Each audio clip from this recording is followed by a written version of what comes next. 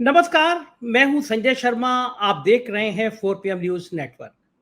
इस समय जब प्रधानमंत्री देश में मुसलमान करने में जुटे हुए हैं, 10 सालों का उनका रिपोर्ट कार्ड सिर्फ मुसलमान और हनुमान चालीसा पर आकर टिक गया है।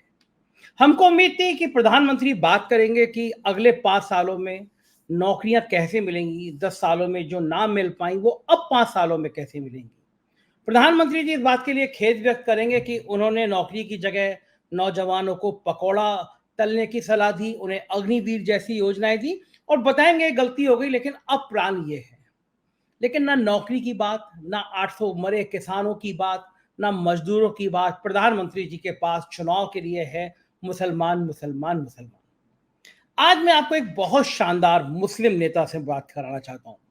मुस्लिम नेता कहते हुए मुझे थोड़ा खराब भी लग रहा है, क्योंकि वो मुस्लिम के दायरे में नहीं है, लेकिन धर्म के नाम पर उनका नाम मुसलमान से जोड़ा है। एक ऐसा शानदार शख्स जिसने अखबार निकाला और वो अखबार पूरी दुनिया में छा गया। 1973 में हम जब पत्रकारिता में आए नहीं थे, उससे पहले हम स्टूडेंट लाइफ में जिस अखबार को पढ़ते थे वो उनका अखबार था। वो शख्स आईएएस में सेलेक्ट हो गए, ट्रेनिंग करने जा रहे थे लेकिन इमरजेंसी लग गई। पिता जो आज़ादी के आंदोलन में बहुत सक्रिय भूमिका निभाते थे, वो जेल चले गए और उस नौजवान ने आईएएस की नौकरी छोड़ दी। दिल्ली विश्वविद्यालय में वो प्रोफेसर हो गए, अखबार निकालते रहे। अखबार देश का चुनिंदा बड़ा अखबार बन गया। लोग उसके इंतजार करते थे कि कब वो अखबार आएगा। फिर वो राजीव गांधी के संपर्क में आए और राजीव गांधी उनकी बातों के मुरीद हो गए, उन्हें कांग्रेस में ले आए। लंबे समय तक वो कांग्रेस के एक बहुत बड़े स्तंभ बने रहे। बाद में मुलायम सिंह से उनकी नजदीकियां बढ़ी, वो सांसद बने, मेंबर ऑफ पार्लियामेंट बने। लेकिन तेवर इस देश की गंगा जमनी तहजीब को बचाने वाले हमेशा बने रहे। हमेशा इस देश की जो साझी विरासत है, जो साझा चूल्हा है हिंदू मुसलमान का, उसकी वकालत करते रहे। पश्चिमी उत्तर प्रदेश से बहुत ताल्लुक रहा तो जयंत चौधरी के साथ आ गए और एक बड़ी बात बनी, जयंत चौधरी के बहुत करीबी लोगों में हो गए, क्योंकि वो थिंक टैंक थे। एक विचार था उनके पास, उस विचार का प्रतिपालन करने के लिए, जनता तक वो संदेश भेजने के लिए जयंत के साथ रहे। लेकिन जयंत जब पलट गई चवन्नी वाले फार्मूले पर, एनडीए का हिस्सा बन गए, तो उन्होंने जयंत का साथ छोड़ दिया। आप सही समझे, मैं बात कर रहा हूँ शाहिद सिद्दीकी साहब की। एक ऐसा नाम जो राजनीति में भूचाल मचाने के लिए पर्याप्त, तो जिसके पास बहुत अच्छी आइडियोलॉजी है। मेरा सौभाग्य मेरे साथ हैं शाहिद साहब, बहुत बहुत शुक्रिया, आपने समय निकाला। और जब मैं पत्रकारिता में आया था तो आपका अखबार नई दुनिया, चौथी दुनिया ही मेरे आइडियल हुआ करते थे। मैंने बहुत पढ़ा, समझा, सीखा आपके अखबार से। मेरा सौभाग्य कि आज आप नेता के रूप में मेरे सामने है, लेकिन पत्रकार तो शायद आपकी नसों में बहता होगा। उस दौर में और आज के इस दौर की मीडिया में कितना बड़ा फर्क महसूस कर रहे हैं शायद साहब? मैंने कभी अपने को, मैं मुसलमान जरूर हूं लेकिन मुस्लिम नेता कभी नहीं रहा। मैंने मुसलमान की राजनीति नहीं की, मैंने देश की राजनीति की। मैंने देश के संविधान की राजनीति की है, देश की जनता की राजनीति की है। तो दूसरी बात यह है कि मैं आपका बहुत जबरदस्त एडमायरर और फैन हूं, क्योंकि आप बहुत कम लोगों में से हैं जो खुल के, हिम्मत के साथ, ईमानदारी के साथ, फैक्ट्स के साथ, लॉजिक के साथ बात को कहते हैं, बोलते हैं। इसलिए बहुत कम, आज माफ करें, मैं चैनल्स पे जाना मैंने 4-5 साल से बंद कर दिया, आप कहीं नहीं देखते होंगे, लेकिन आपके चैनल पे आने का मौका मिला है, मेरा सौभाग्य है। और मैं समझता हूं कि आप जैसे पत्रकार ही इस पत्रकारिता को जिंदा रखे हुए हैं। इसलिए मैंने अपनी बात कह दी कि जो हमारे जमाने में पत्रकारिता थी, उसमें देखिए, मैं अखबार के दफ्तर में पैदा हुआ था। मैं जब पैदा हुआ था बल्ली महारान में, तो नीचे अखबार का दफ्तर था और ऊपर मेरा घर था। तो मैंने पैदा होते ही सबसे पहले अखबार की खुशबू जो है वो सूंघी थी।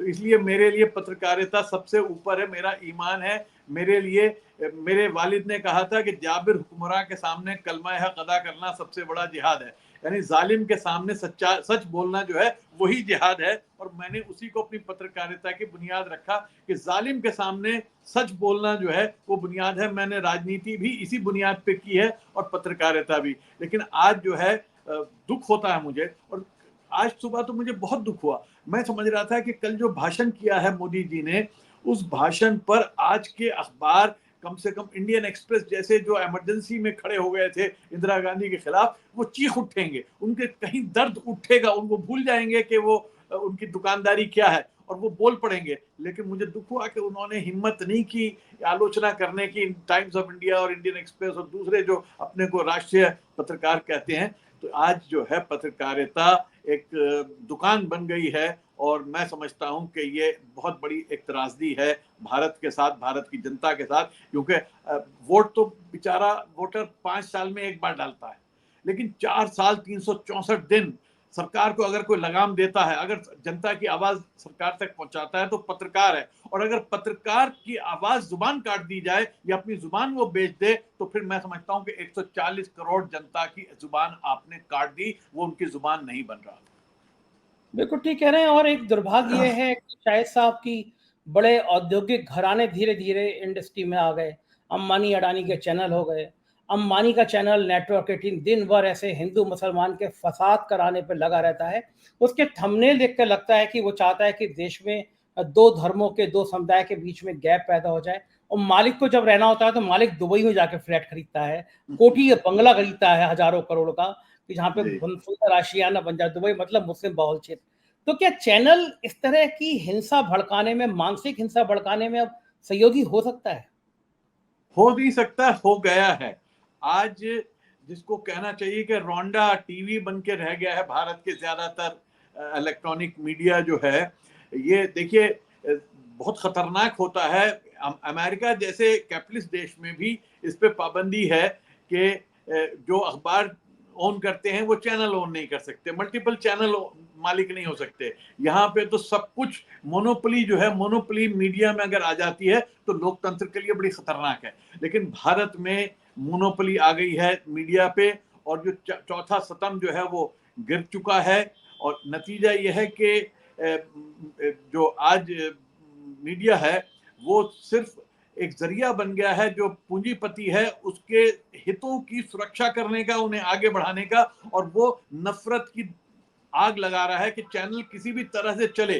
तो जो बेस होती है, जो कम से कम गिरने का स्तर होता है, उस स्तर पे जाके पत्रकारिता होती है। और जैसा कि रोंडा में हुआ था कि रेडियो रोंडा जिसे कहते हैं, कि उन्होंने आग लगा के लाखों लोगों को कत्ल कराया।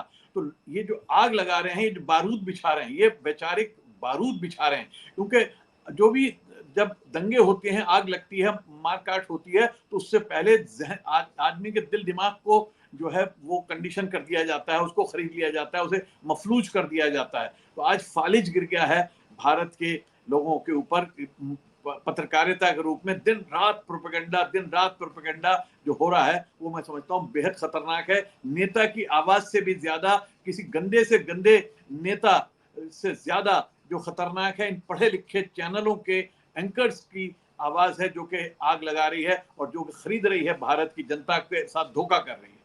शकील बदायूं ने, जिस शहर का मैं था उसमें पैदा हुआ, उसमें मैंने देखा शकील बदायूं के शेर पढ़े मैंने। और उस शहर में शकील बदायूं ने लिखा, मन तड़पत हरिदर्शन को आज, पांचों वक्त का नमाजी मोहम्मद रफ़ी गाना गाता है, मीरा के भजन गाता है। ये वो देश है, साझी विरासत है। प्रधानमंत्री ने कल जो मुसलमान मुसलमान कहना शुरू किया, उसने मुझे बहुत दुख पहुंचाया। और मीडिया की भूमिका मैं आज तक देख रहा था, आज तक पे चल रहा था कि प्रधानमंत्री के बयान पे मचा राजनीतिक हंगामा। तो राजनीतिक हंगामा, मैं कांग्रेस की तारीफ करूंगा कि वो इस पिच में नहीं फंसी। उसने बस सिर्फ चुनाव आयोग को शिकायत करी, बाकी वो हिंदू मुसलमान को लेके वो नहीं फंसी। लेकिन आज तक चैनल चला रहा था कि प्रधानमंत्री के बयान पर राजनीतिक हंगामा। और फिर हंगामा किसका था? हंगामा था अमित शाह के बयान को लेकर, हंगामा असम के मुख्यमंत्री का। मतलब वो जो प्रधानमंत्री के ऊपर बोल रहे हैं, प्रधानमंत्री ने ऐसा कह दिया, यानी अपनी पार्टी के नेता, बीजेपी के नेता जो कह रहे हैं, उनको उन्होंने राजनीतिक हंगामा मचा दिया, क्योंकि विपक्ष बोल नहीं रहा।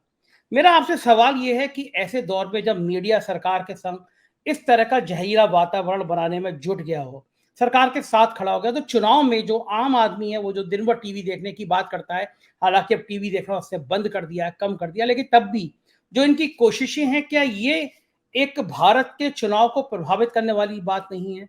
और क्या इस तरह की कोशिशों की शिकायत भी चुनाव आयोग से नहीं की जानी चाहिए? हल क्या है इसका? देखिए, आप मीडिया अपना जोर लगा ले, भाजपा अपना जोर लगा ले, लेकिन जमीन की सच्चाई ये है कि पहले राउंड में इनको बहुत बड़ा झटका लगा है, जिसको हम कह रहे थे अंडर करंट, वो बहुत जोर का करंट है, उसने करंट मारा है इनको, और उस करंट के नतीजे में इन्होंने जो है ये नफरत की बातें करनी शुरू कर दी है। लेकिन इसमें हमें जाल में फंसना नहीं है। इनकी कोशिश ये है, मीडिया की भी पूरी कोशिश है कि हम महंगाई के सवाल को भूल जाएं, हम बेरोजगारी को भूल जाएं, हम किसान की एमएसपी को भूल जाएं, हम महिलाओं की असुरक्षता को भूल जाएं, हम जो बुनियादी सवाल हैं, जो परेशान हैं, हाहाकार है, जमीन के ऊपर हाहाकार है हर आदमी को, उसको भूल के हम हिंदू मुसलमान में लग जाएं। लेकिन जनता उस पे, उसका अब बहुत ज्यादा असर नहीं हो रहा। हाँ, इनका जो कोर वोटर है, जो अंधविश्वासी, जो इनका भक्त है, वो तो पहले भी था, आज भी है, कल भी होगा। लेकिन जो आम हिंदुस्तानी है वो समझ चुका है। वो अब पूछ रहा है कि भाई साहब पेट्रोल के दाम इतने क्यों बढ़े हैं, ये नीचे कैसे लाओगे, जवाब दो। अब इनके पास जवाब नहीं है तो ये कहते हैं भाई साहब, ये डरा रहे हैं, भयभीत कर रहे हैं कि मुसलमानों से छीन के तुम्हें भेज देंगे, तुम्हारे मंगलसूत्र छीन लेंगे। अरे मंगलसूत्र तो भैया गए जब तुमने नोटबंदी करी, उससे मंगलसूत्र बिक गया, लोगों की दुकानें बंद हो गई, रोजगार बंद हो गया। तुमने जो रातों रात जो है लॉकडाउन कर दिया, उससे बेचारा जो गरीब था, जिसके पास खाने को नहीं था, उसको अपने मंगलसूत्र कितनी माओं को, बहनों को बेचने पड़ गए। उसके जो तुमने शिक्षा इतनी महंगी कर दी तो बच्चे की पढ़ाई के लिए बेचने पड़ गए। तुमने जो रोजगार छीन लिया, तो आज पति का रोजगार नहीं है, बाप का रोजगार नहीं है, तो माएं बहनें हमारी जो है अपने जेवर बेच के घर चला रही हैं। आज तुमने जिंदगी हराम कर दी है इंसानों की, उसकी बात करो। तो अगर किसी ने छीना है तो मनमोहन सिंह ने नहीं छीना था। मनमोहन सिंह ने तो हिंदुस्तान जो कर्जदार था, जो सोना बिक रहा था हिंदुस्तान का, जब वो हमारे फाइनेंस मिनिस्टर बने हैं मनमोहन सिंह 2002 में, 2001 में, तो उस वक्त हिंदुस्तान का सोना बेच के हम तनख्वाहें दे रहे थे चंद्रशेखर जी की सरकार में। लेकिन उसको पलटा उन्होंने और हिंदुस्तान को तीसरा चौथा सबसे ज्यादा विकसित देश बना दिया। वो मनमोहन सिंह का कमाल था। तो मनमोहन सिंह को तो सलाम करो। देखिए, मैंने मनमोहन सिंह जी का विरोध किया जब मैं मेंबर पार्लियामेंट था, मैंने बहुत विरोध किया, लेकिन आज मुझे भी अंदाजा है कि हमारी गलती थी। मनमोहन सिंह कुछ भी हो सकते थे, गलतियां सब करते हैं, लेकिन वो करप्ट नहीं थे और उन्होंने देश के लिए जिस तरह देश को उठाया कोई नहीं उठा सकता। तो आज जिस मनमोहन सिंह पे हमला कर रहे हैं मोदी जी, मैं समझता हूं कि बहुत अफसोसनाक है, शर्मनाक है। मनमोहन सिंह से बेहतर फाइनेंस मिनिस्टर और प्राइम मिनिस्टर देश में बहुत कम हुए हैं, जिन्होंने देश को इतना आगे ले गए। और आज जो पूरी मलाई खा रहे हैं मोदी जी और उनके अडानी और अंबानी, वो मलाई मनमोहन सिंह ने वो मनाई लगाई थी, वो बटनी थी जनता को, वो जानी थी शेड्यूल कास्ट को, वो जानी थी शेड्यूल ट्राइब को, वो जानी थी पिछड़ों को, वो जानी थी माइनॉरिटीज को, जिसकी बात मनमोहन सिंह कर रहे थे। लेकिन इन्होंने उसको नहीं दिया और उसको पलटा दे दिया कि ये तो सब किसी एक कम्युनिटी को, मुसलमान को देने वाले थे। भैया, उनका बयान तो पढ़ो, वो साफ कह रहे हैं कि शेड्यूल कास्ट, शेड्यूल ट्राइब, महिलाएं, बच्चे, पिछड़े, गरीब, इन सब में इक्विटेबल डिस्ट्रीब्यूशन होना चाहिए। First fruit should go to them. Them का मतलब मुसलमान नहीं है, देम का मतलब ये सारी जाते हैं। तो ये क्या चाहते हैं कि शेड्यूल कास्ट को ना मिले हिस्सा, ये चाहते हैं कि दलित को ना मिले, ये चाहते हैं पिछड़े को ना मिले, सारा जो है दो आदमियों को मिल जाए। तो ये तो कहते हैं फर्स्ट फ्रूट सिर्फ दो के पास जाए, अडानी और अंबानी के पास, बाकी किसी को कुछ ना मिले, बाकी देश जो है भूखों मरे, बाकी को राशन दे देंगे हम, और क्या चाहिए तुमको, 80 करोड़ को राशन देंगे, बाकी दो को देश दे देंगे। तो ये खेल जो है अब जनता समझ गई। शाहिद साहब, एक बात मुझे बताइए कि प्रधानमंत्री ने जब शुरू किया तो वो भ्रष्टाचार के मुद्दे पे चुनाव प्रचार शुरू किया। दिल्ली में आप रहते हैं, वहां होर्डिंग देखे होंगे आपने, भ्रष्टाचार, भ्रष्टाचार पर प्रहार। अचानक प्रधानमंत्री जी भ्रष्टाचार से हिंदू मुसलमान पर क्यों आ गए?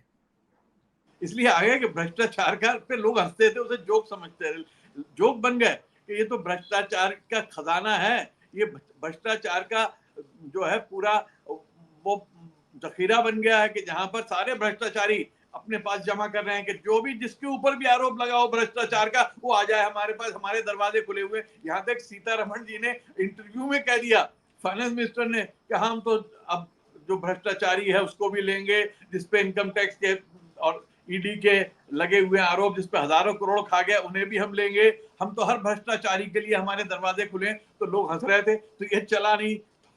अब उन्होंने कहा कि क्या करूं, क्योंकि बेरोजगारी तो मैंने दूर नहीं की, मैंने महंगाई तो दूर नहीं की। मैं कहता था कि डॉलर जब बढ़ता है, डॉलर के दाम बढ़ते हैं, तो इसका मतलब देश का प्रधानमंत्री गिरता है, देश गिरता है। ये मोदी जी के शब्द हैं। तो आज डॉलर तो कहां से कहां पहुंच गया। तो इसका मतलब अगर मोदी जी की बात माने तो देश भी गिरा है, प्रधानमंत्री भी गिरे हैं, प्रधानमंत्री उसके जिम्मेदार है। तो क्या बात करेंगे वो? पेट्रोल की बात वो कर नहीं सकते, डीजल की बात वो कर नहीं सकते, गैस की बात वो कर नहीं सकते, तो क्या बात करेंगे? उनके पास ले दे के एक ही रह गया है कि हिंदू मुसलमान के मुसलमान खा जाएंगे, मुसलमान से डराओ। ये देखिए राजनीति, ये इनकी राजनीति और ओवैसी की राजनीति में कोई अंतर नहीं है, ये दोनों की राजनीति एक जैसी है।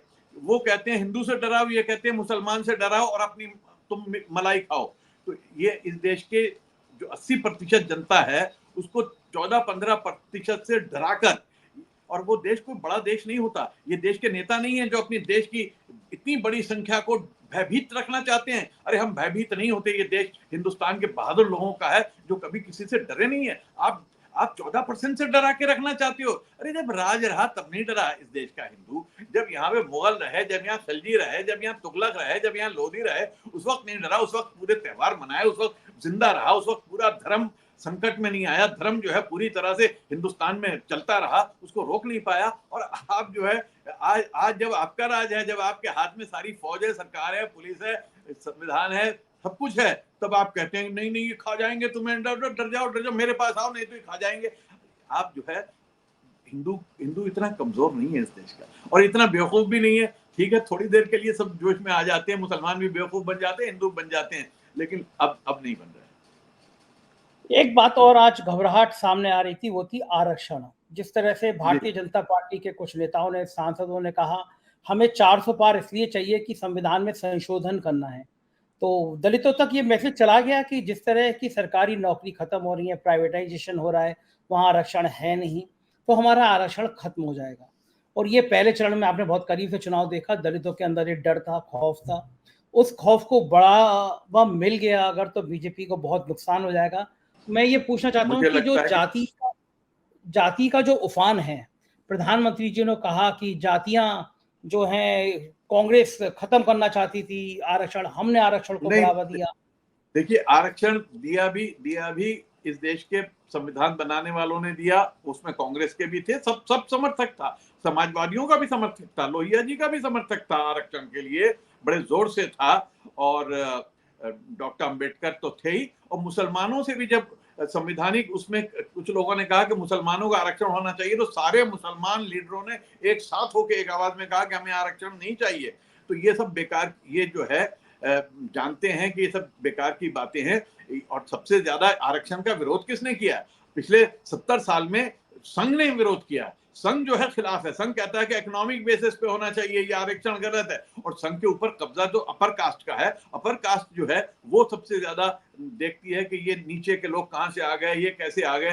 तो आज ये तो डराने की बिलावजह बात कर रहे हैं। 400 सीट तो 400 का तो ये सिर्फ एक जो कहते हैं सपना दिखा रहे हैं, क्योंकि ये जानते हैं कि 200 सीटें इनकी आने वाली नहीं है। तो बात इनकी पुराना खेल है कि इतना बड़ा झूठ बोलो कि लोग कहें यार कुछ तो थोड़ा सच होगा, 400 की बात कर रहे हैं तो 300 तो आ रही होंगी। नहीं भैया, कुछ नहीं आ रही हैं। ये तो हिटलर के बड़े गोएबल्स के भी बाप हैं। गोएबल्स के यहाँ था कि एक झूठ को 100 बार बोलो, ये एक झूठ को 1 लाख बार बोलते हैं अपनी मीडिया की मदद से, और समझते हैं कि लोग विश्वास कर लेंगे। तो आरक्षण खतरा नहीं है, खतरा ये संविधान को बदलना जरूर चाहते हैं, ये प्रेसिडेंशियल रूल लाना चाहते हैं, लोकतंत्र को खत्म करना चाहते हैं। जो सूरत में हुआ ये सारे देश में करना चाहते हैं। ये चाहते हैं कि देश में इलेक्शन हो ही नहीं, और अगर हो तो एक तरफा इलेक्शन हो, जैसा कि चीन में होता है, जैसा कि रूस में होता है कि सारे अपोजिशन को जेलों में डाल दो और उसके बाद चुनाव कराओ। अगर इनको हिम्मत थी, अगर 400 का इन्हें भरोसा था, तो ये मुख्यमंत्रियों को जेल में ना डालते, ये इनकम टैक्स के छापे इस वक्त ना मारते, ये कांग्रेस के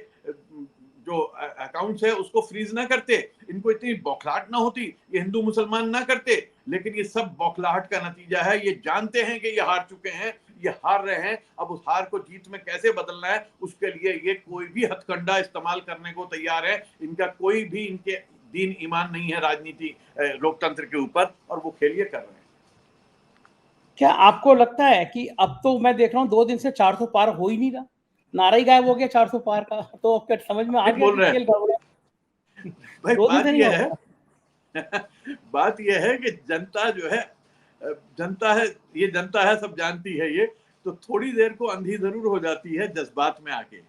लेकिन अब जनता 400 पे हंसती है, जनता इनके ये इन नारों पे हस्ती है। अब जनता को कोई दलित विश्वास थोड़ी करेगा कि साहब कांग्रेस आके आपका खत्म कर देगी। कांग्रेस खत्म नहीं करेगी, खत्म तो यही करना चाहते हैं और ऑलरेडी खत्म कर दिया। देखिए दलित भी बड़ा समझदार है, आप ये मत समझिए दलित को ऊंची जात वाले समझते हैं कि ये इसको अकल नहीं है, उसको पूरी अकल है, ज्यादा समझे, वो ज्यादा राजनीतिक है और वो जानता है कि उसका रिजर्वेशन खत्म हो गया। आपने प्राइवेटाइजेशन जितना किया है, प्राइवेट सेक्टर में जितना किया है, नतीजा यह है कि आज सरकारी नौकरियां रही नहीं गई। एक तो नौकरियां आप दे नहीं रहे और दूसरे नौकरियां आपने इतनी कम कर दी है, नौकरियां है ही नहीं। तो आप फौज के अंदर जो जाते थे, फौज का आपने 4 साल का करके खत्म कर दिया उसको, आप हर जगह पे खत्म कर रहे हो। तो दलित आप या तो प्राइवेट सेक्टर में दीजिए रिजर्वेशन, आप लाइए, आप कहिए कि हम प्राइवेट सेक्टर में देंगे रिजर्वेशन, तो हम कुछ कहें कि हाँ भाई तुम्हारे में ईमानदारी है। कहे भाजपा, मैं चैलेंज करता हूँ भाजपा को कि वो कह दे कि हम प्राइवेट सेक्टर में रिजर्वेशन देंगे दलितों को और पिछड़ों को और बैकवर्ड को। अगर नहीं देंगे तो इसका मतलब यह है कि आप उनका रिजर्वेशन पिछले दरवाजे से खत्म कर रहे हैं, बैक डोर से रिजर्वेशन खत्म हो गया और इस बात को दलित और पिछड़ा अच्छी तरह से समझ रहा है।